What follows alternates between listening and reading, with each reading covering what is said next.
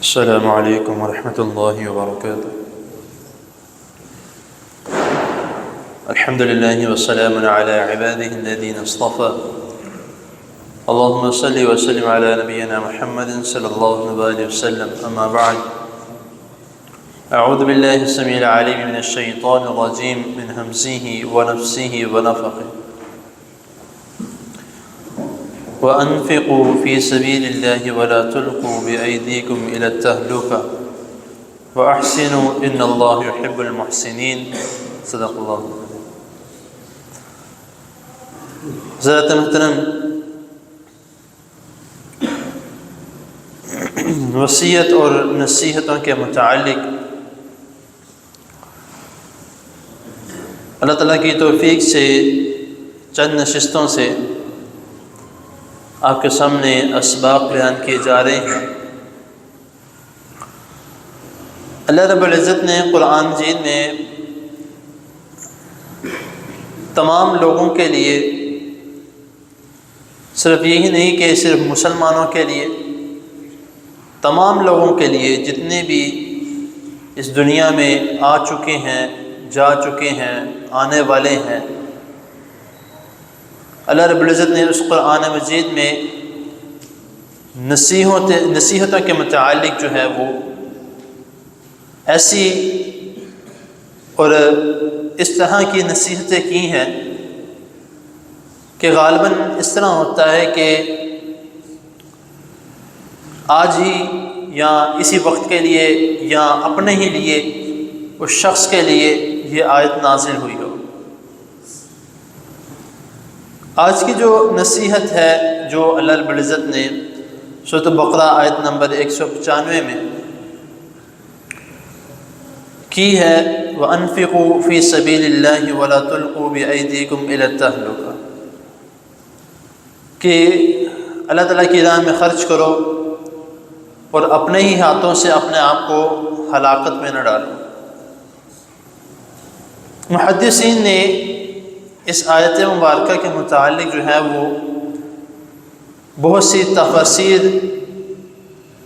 بہت سے موضوع اخذ کیے ہیں کہ ہلاکت میں ڈالنے سے مراد کیا کیا ہو سکتا ہے، کیونکہ جو اس آیت کا پہلا حصہ ہے وَأَنفِقُوا فِي سَبِيلِ اللَّهِ،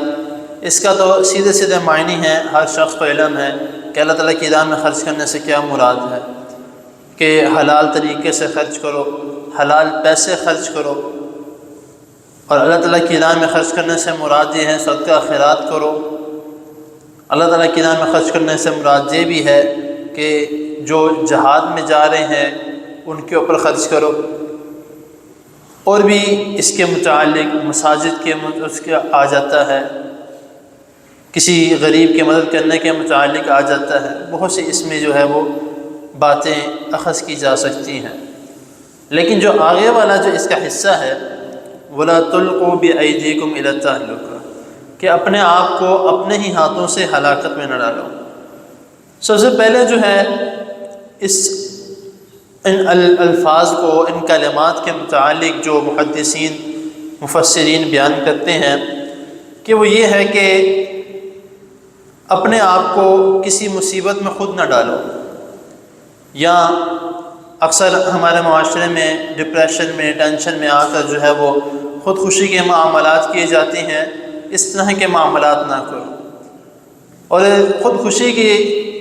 سوسائڈ کی جو فیصد ہے، پرسنٹیج ہے، بہت ہی زیادہ ہو چکی ہے، بہت زیادہ۔ کوئی اسکول، کالج، یونیورسٹی میں کم نمبر آنے کی وجہ سے اپنے آپ کو سوسائڈ میں ڈال رہا ہے۔ ابھی جو پیچھے چند مہینے، بلکہ 1 مہینے پہلے جو سوسائڈ اٹیمپٹ ہوئی، وہ بھی اسی وجہ سے کہ یونیورسٹی میں جو ہیں وہ اس کے بچے کے نمبر پورے نہیں آئے، تو اس نے اس یونیورسٹی کی چھت سے جو ہے وہ چھلانگ مار دی۔ تو اس طرح کے معاملات میں اللہ رب العزت نے اس آیت میں جو ہے وہ بیان کیا ہے۔ اور دوسری جو اس کے متعلق مفسرین نے بیان کیا ہے کہ اللہ تعالیٰ نے جو رزق دیا ہے، اللہ تعالیٰ نے جو تمہیں مال و دولت دیا ہے، اس کو صحیح جگہ پہ خرچ کرو، غلط جگہ پہ خرچ کر کے جو ہے وہ اپنے آپ کو ہلاکت میں اپنے ہاتھوں سے نہ ڈالو۔ تیسرا جو ہے وہ محدثین نے مفسرین نے اس آیت کے متعلق اور اس کے اس جملے کے متعلق اخذ کیا ہے، وہ یہ کیا ہے کہ اللہ تعالیٰ نے تمہیں دیا ہے تو کم خرچ کر کے یا اپنے ہاتھوں کو روک کر یا نہ ہی خرچ کر کے اپنے آپ کو ہلاکت میں نہ ڈالو۔ اگر اللہ تعالیٰ نے دیا ہے تو اللہ تعالیٰ کے شکرانے کے طور پر جو ہے وہ اپنے مال میں سے کچھ حصہ جو ہے وہ اللہ تعالیٰ کی راہ میں خرچ کرو۔ تو اور بھی اس کے متعلق جو ہے وہ محدثین نے مفسرین نے بہت سی باتیں جو ہیں اس میں نکالی ہیں، لیکن جو مین باتیں ہیں وہ میں نے ابھی آپ کے سامنے بیان کی ہیں۔